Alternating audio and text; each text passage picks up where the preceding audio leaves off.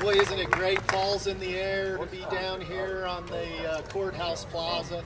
My favorite time of the year. I am here today to support Jeff.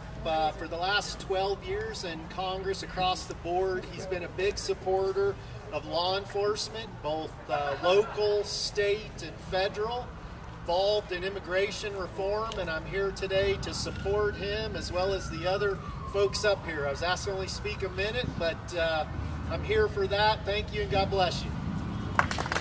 Thank you, Sheriff Matthew. Brigadier General, retired Brigadier General Michael Getty. Michael, after serving 35 years active duty as a B-52 pilot with 140 combat missions, General Getty.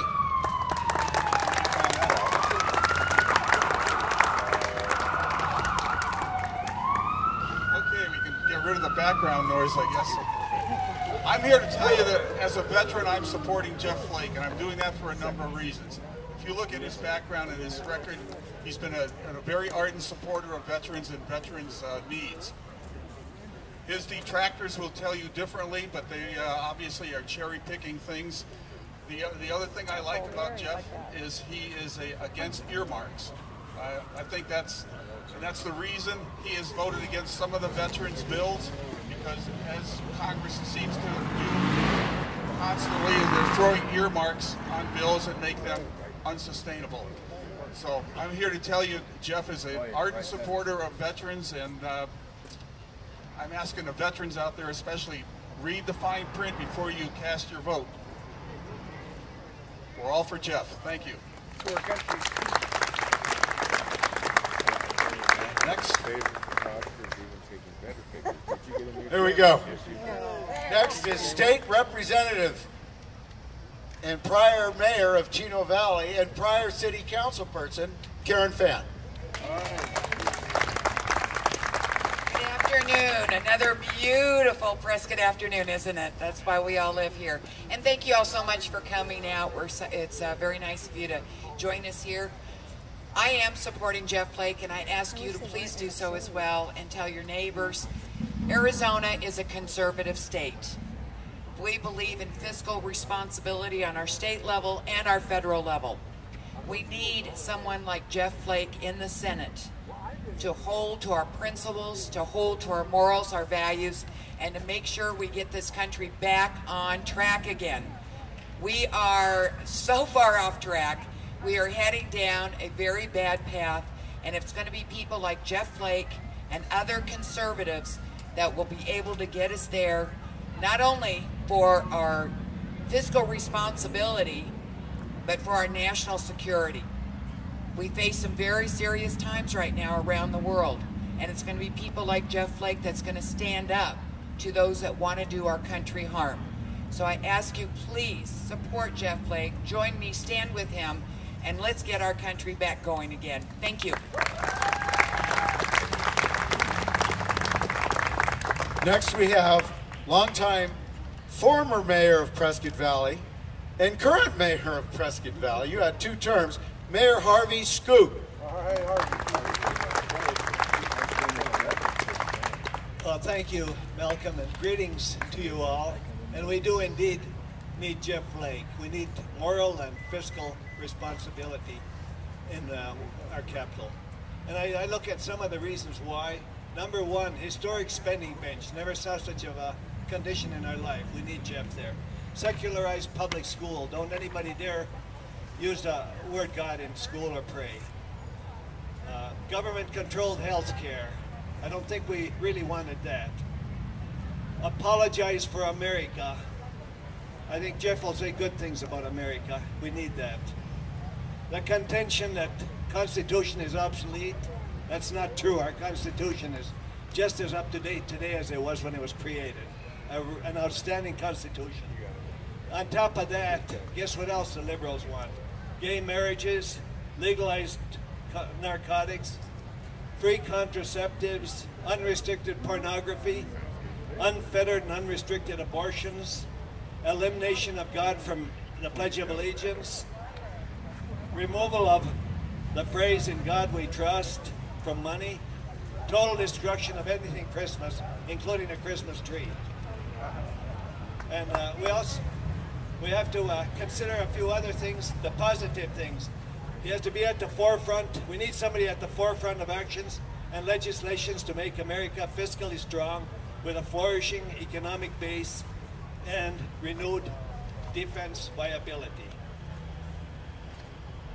We have to focus on bringing back private enterprise jobs, reforming health care, including the repeal of Obamacare, and reining in on government spending. We have to seek to hold accountable those in government who allow things like the illegal sale of guns into a cartel as in Fast and Furious. We have to solicit the federal government to secure and enforce our border, or let Arizona do the job. We have to provide oversight in energy development, conservation and expansion of alternative energy sources. We have to be a supporter of the natural, traditional, and biblical marriage. That's a union of one man and one woman. We have to be a supporter of life, love, and human goodness from the day of conception. And we have to leave God in the Pledge of Allegiance, and in God we trust in our money. Thank you so much. Vote for Jeff Flake. Congressman, come on up and join us. Ladies and gentlemen, Jeff Flake.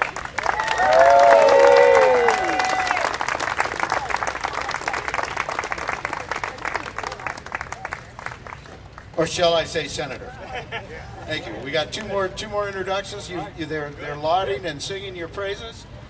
Now we've got past Prescott Mayor and Supervisor-elect Rollie Simmons. He didn't exactly come dressed to be heralding, but, you know, a casual support for Jeff. One of the biggest things with me with Jeff is he was truly the pioneer on going after the budget and even standing up to the Republican Party, the ones back there that were too deeply entrenched. He was the runner on all of that stuff, and we've got to keep that in mind, and that he can keep that ball rolling. And Jeff, we know you're going to do it. So let's all get behind Jeff. He really needs it. This thing's a lot closer than I ever would have liked to have thought it could have gotten. So we've really got to get behind it, talk to your neighbors, and get everybody out to vote. And Jeff, God bless you. We're behind you all the way. All right, longtime business person. He said not to say that, but he is city councilman, downtown business owner, and defender of the Constitution, Jim Lamerson.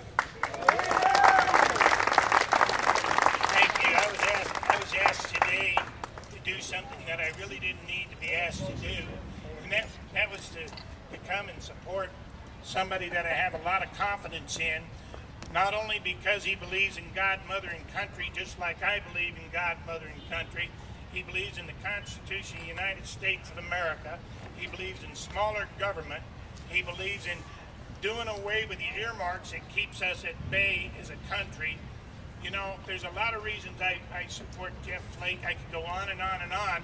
But what I'm going to do is tell you that he's got his master's degree and his bachelor's degree. He's got them from Brigham Young University. He's got them in international policies and affairs, and he's got them in various different things, which qualifies him to go and help the new president bring this country back to where this country needs to believe, or be, and believe. And I'll tell you something else. You know what? There's a lot of flakes and snowflake, and it's time we send one of them to Washington. So with that, I'm going to give you Jeff Flake. Thank you. Thank you much. That has been a campaign theme of mine. Another flake for Washington. Thank you for coming here. Thank you all. Thanks, Malcolm and Karen and everybody, and Sheriff and everybody for coming here and welcoming us so many times to this wonderful place.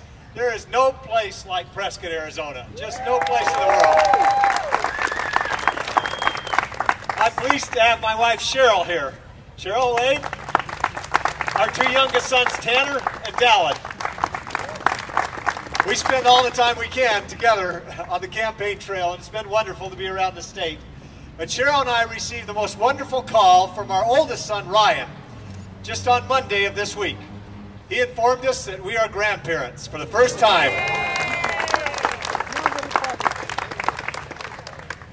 Somebody said we look young for that. I think, who is that? Yes, I feel young for that. But Aiden Jeffrey Flake, our new grandson, is born into a wonderful family, but he's also born into $50,000 of debt. That's his share of the $16 trillion in debt that all of us collectively owe. Now, how in the world can we have a future for that child and others with that kind of debt looming over their head? The hallmark of this state and this country has always been that the next generation has it better than this generation, that we provide more for the future than we had for ourselves. I've always said that the beauty of the sunset in Arizona in the evening is only eclipsed by the sunrise the next morning. And that's how it should be. That's how it's always been. That's been America. But it's tough to imagine that we're going to have that unless we have new leadership in Washington. And that starts in the White House. How about that debate 2 weeks ago between Mitt Romney and President Obama? I think that's a type and shadow of things to come. How about that debate 2 days ago with Paul Ryan and some guy who kept interrupting him? I think the choice is very clear. We've got to have people at the federal level who understand the proper role and function of government. It's not to do everything for everybody. In fact, I think you guys built this. It wasn't the federal government. These businesses around, you built it. It wasn't the federal government. We shouldn't assume that everything that is done by the federal government. That kind of attitude has gotten us $16 trillion in debt. We've got to ensure that we have limited government. And as Paul Ryan said in the debate just a couple of days ago, he said, we don't need to reinvent principles. We need to apply our founding principles.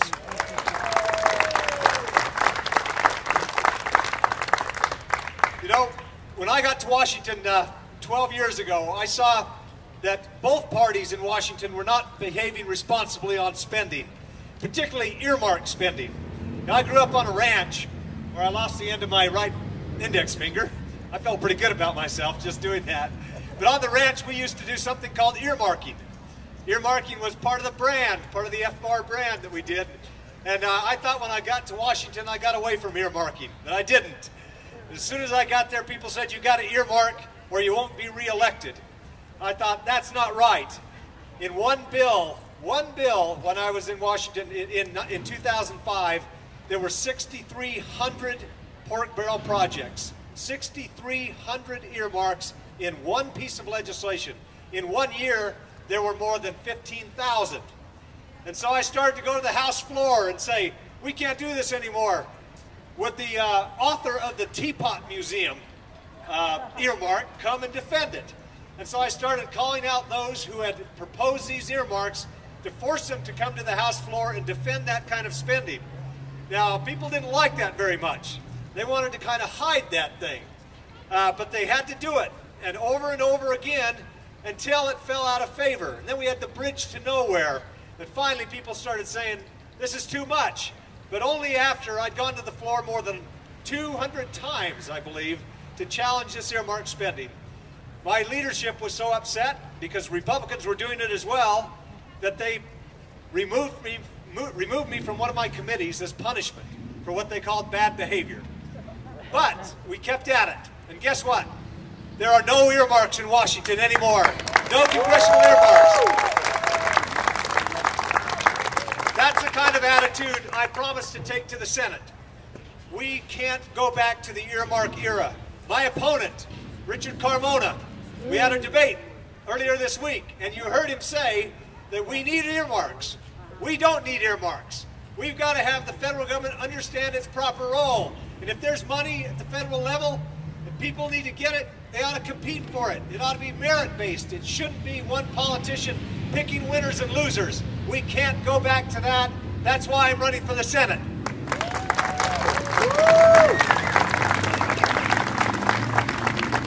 My opponent, Richard Carmona, has said when he first started running, somebody asked him, do you favor Obamacare, the president's health care plan? He said, yes, I support it. And he said that the president was brave for introducing it. Now that he realizes it's not very popular, he said earlier this week, I wouldn't have voted for it. I don't blame him from trying to run away from that record. But we cannot have somebody elected to the Senate whose first vote will be for Harry Reid, and next vote will be to uphold and keep Obamacare. We need to repeal it. That's my commitment. We've got to ensure, if we're going to have a future for our kids and grandkids that doesn't pile on $50,000 of dollars in debt per child, we've got to have people who will stand up regardless of who is in charge, regardless of which party it is, who will stand up and do what's right. That's my commitment. That's why I'm here. That's why I appreciate so much what you're doing. We've got to turn out the vote. This is a close election. We've got to turn out the vote.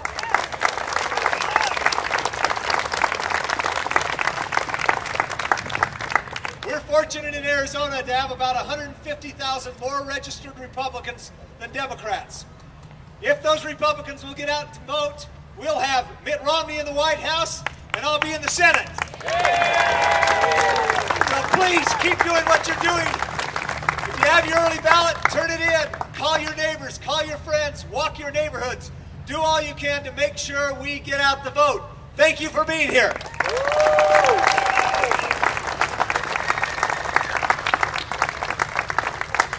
Senator Flake, I want to be one of the first to be able to say that because I have every confidence in him. Thank you so much. Once again, you're in Prescott quite often. Your lovely family, thank you so much for bringing them here. This is absolutely great. Thank you all very much for showing up. And remember, Election Day is just around the corner. Get those ballots mailed out, get them filled out, get them in, and let's hear it for Senator Jeff Flake. Thanks for coming.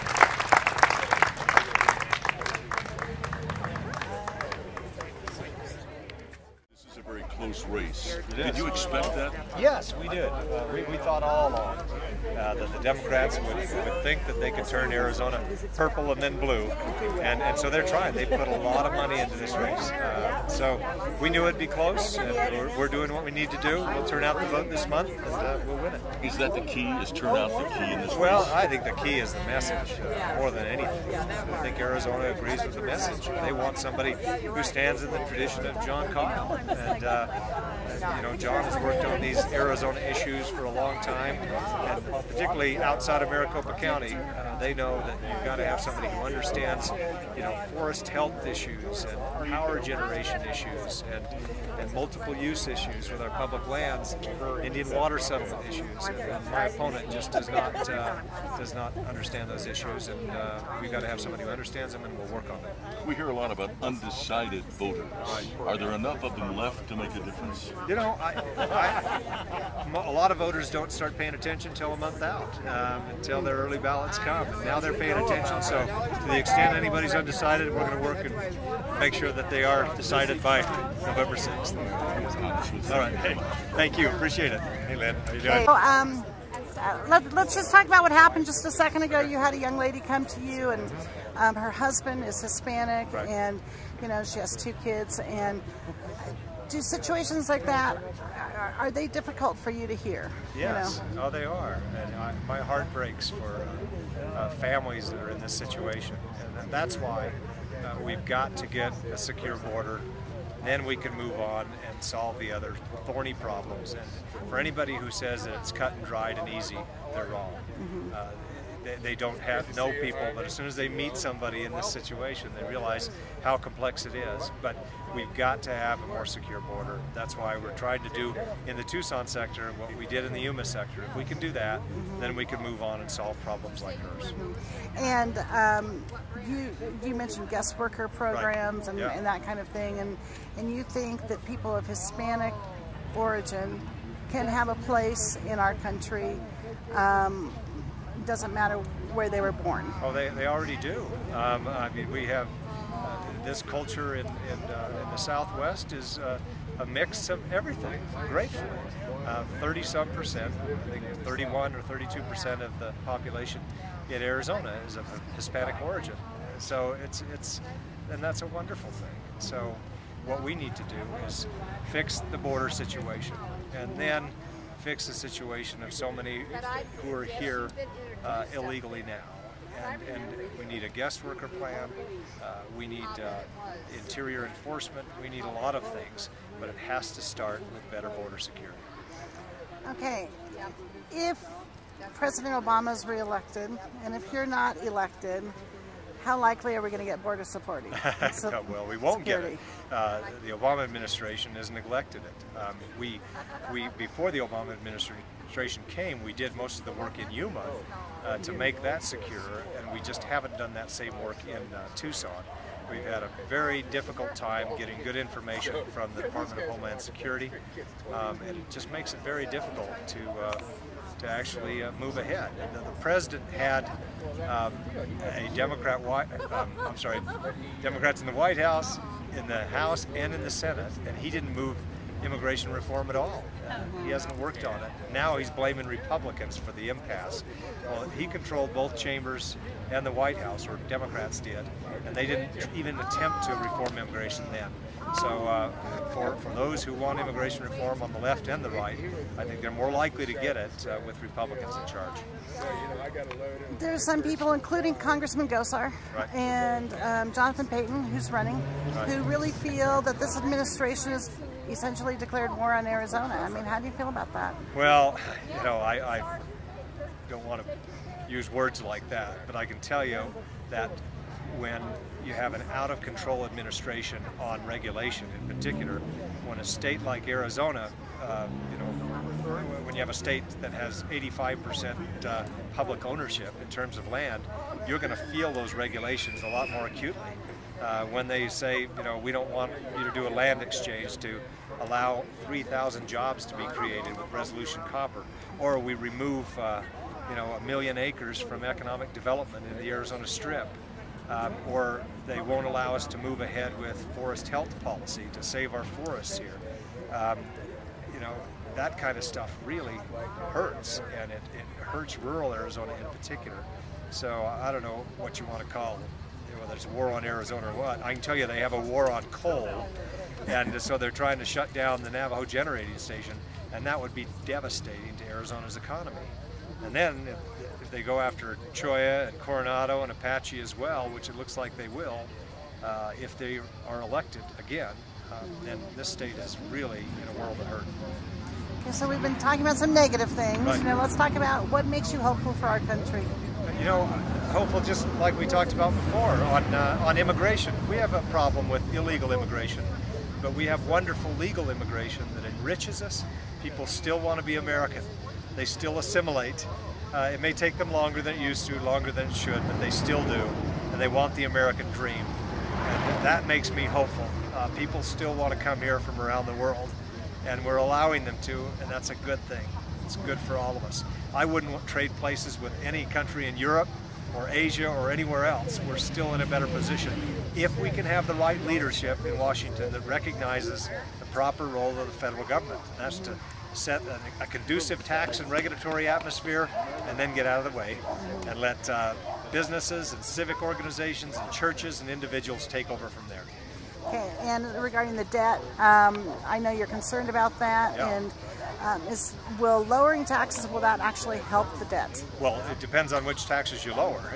If you lower the corporate income tax, for example, yes, for sure, because that will stimulate exports, and unless we lower the corporate tax rate, we're going to lose businesses overseas. If you want to hurt our revenue, do more of that. You've got to have surety moving ahead as well. Businesses don't know now what their tax rates are going to be. So if we can have lower overall tax rates, we can bring in more revenue, not just because of economic growth, just because you'll have a more streamlined tax code with fewer deductions and credits that just gunk it up. And then the most important thing is get a hold of these regulations that are just stifling us, not allowing us, for example, to develop our energy economy.